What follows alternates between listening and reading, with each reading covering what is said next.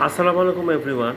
আমরা অনেক সময় হতাশ হয়ে যাই যে আমার দ্বারা হয়তো এটা হবে না, ওইটা হবে না, কিন্তু আল্লাহ তাআলার কাছে চাইলে এবং চেষ্টা করলে তা অবশ্যই হয়ে যায়।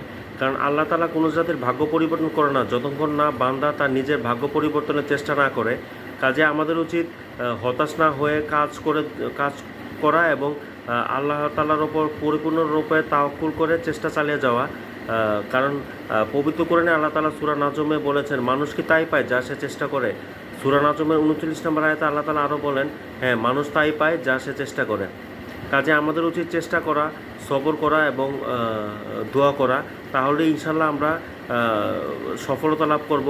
আর success depends on hard work. Hard work is the key to success. কারণ সফলতা কঠোর পরিশ্রম ছাড়া আসলে জীবনে শাইন করা যায় না বা জীবনটা সুন্দর হয় না। জীবনটা সুন্দর হলে আসলে লাইফ সেটেল সুন্দর হয়। আর আল্লাহর ওপর ভরসা করলে আমাদের জীবন পরিপূর্ণরূপে ঠিক হয়ে যায়।